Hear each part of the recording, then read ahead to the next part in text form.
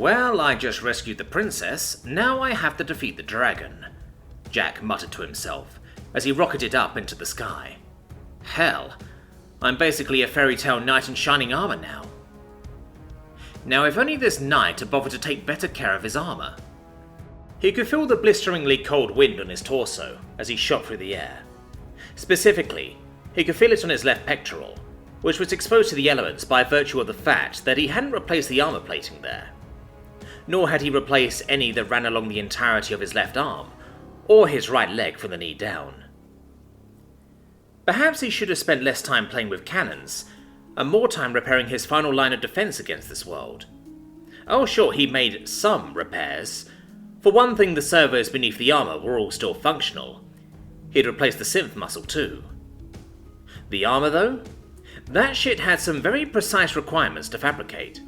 Specifically, it needed to be fabricated in 0G, and given that he didn't have any orbit-capable rockets or space stations on hand, it just hadn't seemed worth the hassle. Enchanting, while a promising facsimile, hadn't been giving him the result he'd wanted fast enough.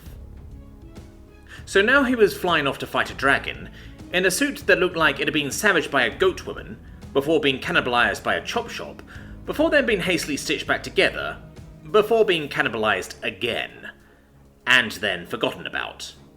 Because that was exactly what had happened. And he was about to fight a dragon in it. A dragon that had just wiped the floor with a small army of people, who could easily have wiped the floor with him even if the suit was working at 100%. Lynn, please tell me you're nearly here, he grunted into his comms. I'm airborne and moving. The mortal woman sounded distracted as she responded, which was a good thing as far as Jack was concerned. He'd hate to think that she was devoting anything other than her complete focus to her current task. 5 minutes.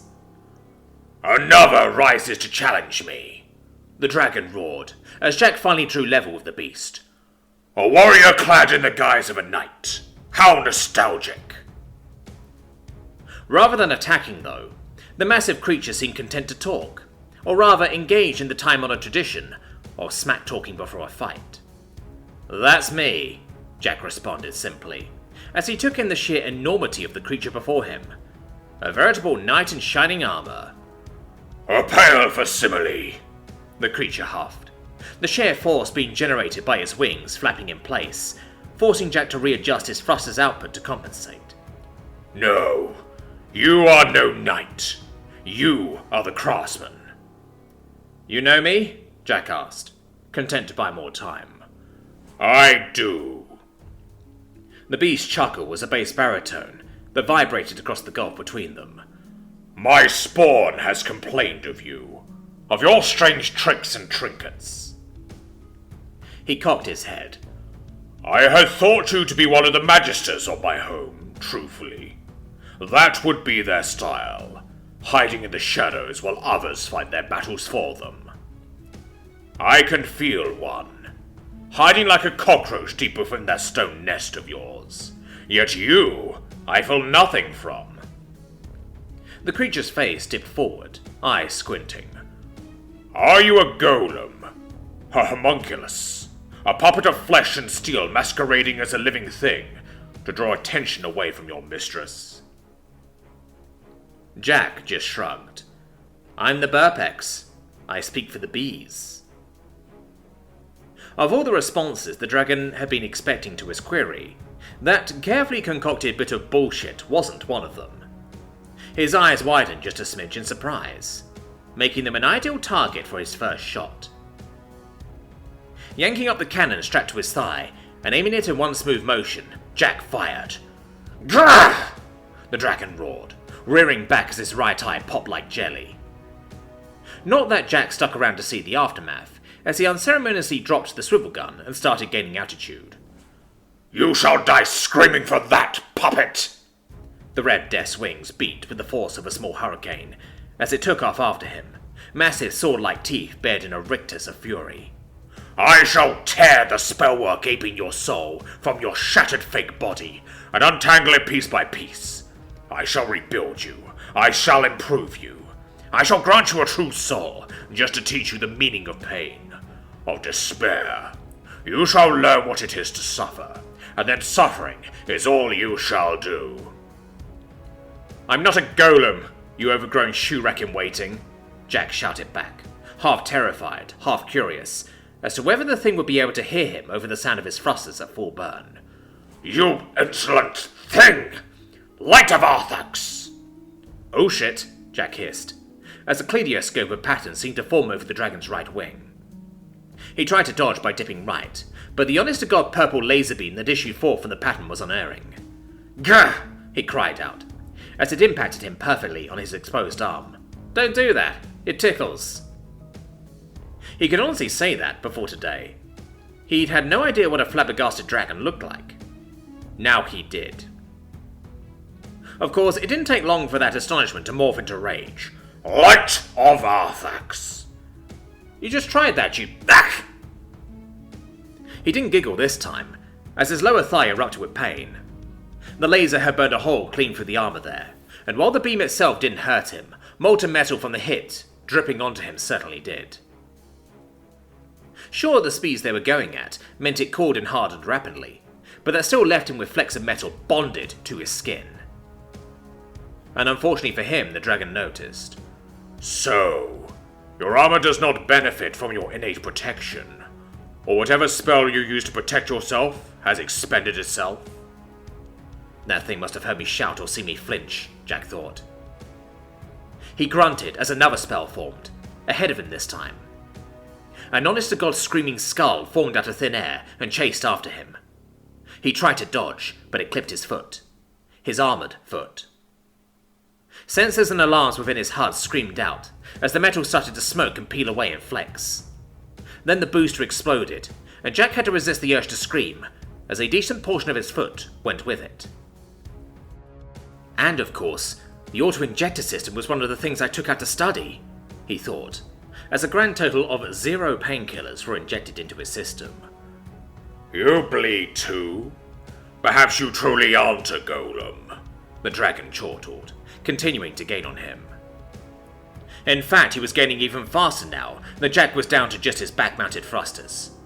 Before, they'd been about even. Now the dragon had the clear edge in speed. "Bite me," the man cursed back, as he desperately searched for an opening to get away. "Well, if you insist." The miner paled as he realized the foolishness of that particular suggestion. Not least of all because the dragon was now nearly close enough to act on his ill-thought-out request. He dipped to the side just in time to avoid a giant set of teeth that clamped down on where he'd been flying just moments before. He barely managed to sigh in relief before a casual swipe from the thing's wing sent him spinning. Hissing in frustration, he managed to right himself just as the Red Death swooped around for another pass. "Pathetic. Are you truly the city's last hope?" The dragon laughed as it swooped towards him. "You're out of your league, man-thing. At least the fish girl proved to be some small challenge." Jack boosted down, narrowly avoiding the dragon's talons. "Oh, I think she was a little more than that. I heard you whining about the boo-boo on your chest from all the way on the ground." "Insect!" The monster belched a long stream of flame that he narrowly avoided. Thus began a very deadly game of tag. One where Jack's only real advantage was that his small size allowed him to be significantly more maneuverable over short distances, which, while useful, still left him vulnerable to spells. He tried summoning a few clouds of dust in an attempt to obfuscate the thing's vision, but they were rapidly blown away by both the wind and the beating of his foe's wings. As a result, he had to stifle yet another hiss of pain when a fourth spell hit him. Synth muscle, he thought grimly, as a fifth shot clipped him, ignoring the sensation of metal fusing with his skin. I'm going to be relying on my actual muscles to move my right arm at this rate. His body was covered in burns, and he knew he would be swimming in antibiotics later if he wanted to avoid an infection. You know, provided he survived. Alright, fuck this, he finally hissed, as he shot upwards into the sky, dragon following behind him. On my mark, suit, jettison all exterior plating. Confirmation required. Jettison all exterior plating on mark? Perhaps it was just the burns talking, but he couldn't help but know that even his suit's AI sounded incredulous at what he was requesting. Confirm. Confirming, the the suit responded, as he continued rocketing higher. You're mine! The dragon was right beneath him. He waited until the last possible moment before shouting, "Mark!" The exterior and irreplaceable armor of his suit fell away like the shell of an orbital launch vehicle. Ha! Your shoddy armor fails you, The red-scaled creature taunted, closing his mouth so as to avoid swallowing the unexpected debris. Jack ignored him, as he changed direction once more, using his superior turning speed to shoot back towards his target. The dragon's eyes widened as he tried to snap at him, but the sudden speed the miner had gained from the loss of his armor threw off the creature's aim by barely a meter. That was enough, though, as Jack rocketed towards his target. The exposed flesh of the thing's chest. Tendrils were already forming on the human's outstretched hand as he summoned his microbots into existence.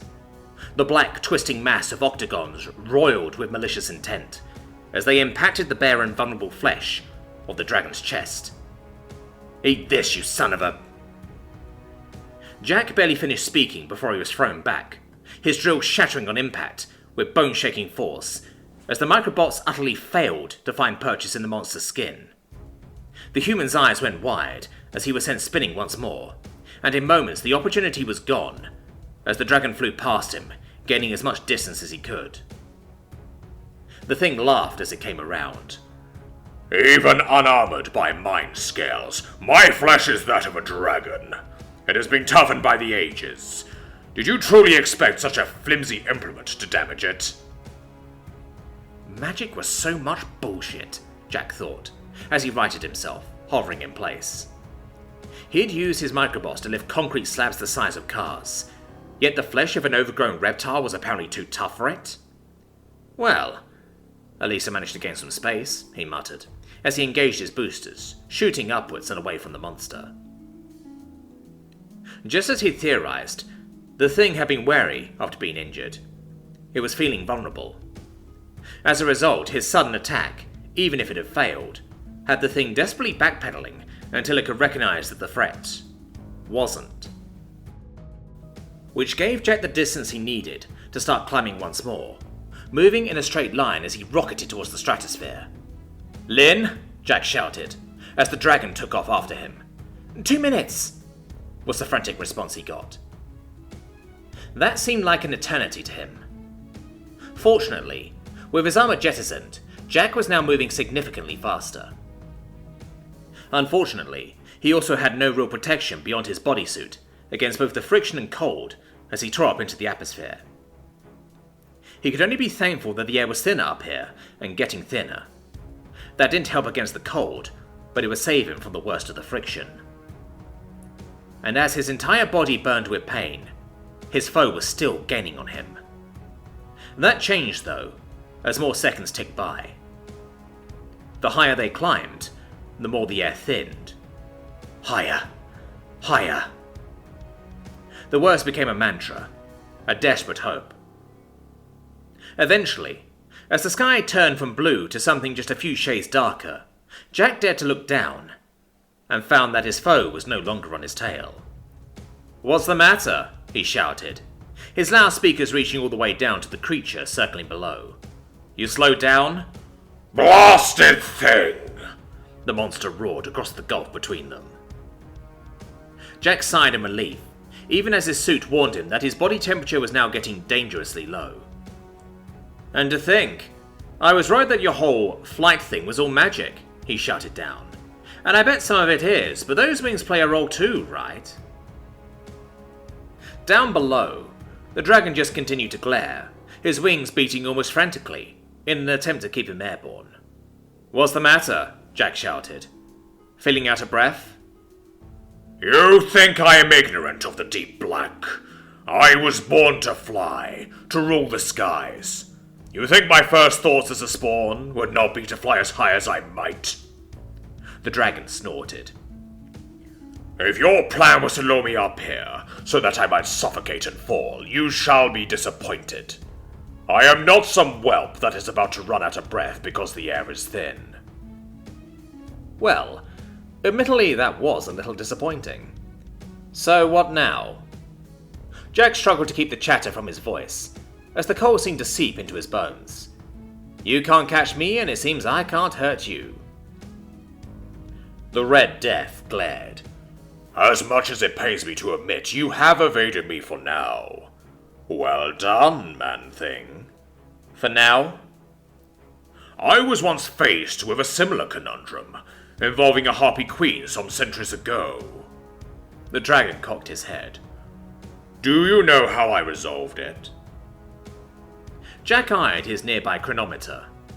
Do tell. The dragon chuckled. I burned her nest, and her children. When she descended from the heavens screaming her vengeance, I devoured her. The threat was clear. If he didn't come down, the Red Death would return to the city, and Gons or not, it wouldn't be able to resist him. Jack just laughed back though. That's actually pretty smart for a big lizard. Too bad you won't get the chance. And why, pray tell, is that? Because an object travelling at the speed of sound is effectively silent if you're the target. Jack paused. And that's roughly 1/3 the speed of a company-certified intercontinental cargo delivery vehicle. What? The dragon had barely finished the last syllable when he was hit with roughly 200 tons of fuel, gunpowder, steel, and various rare earth metals, travelling at 3 times the speed of sound, on a rocket the size of a cargo train, and armoured like a tank.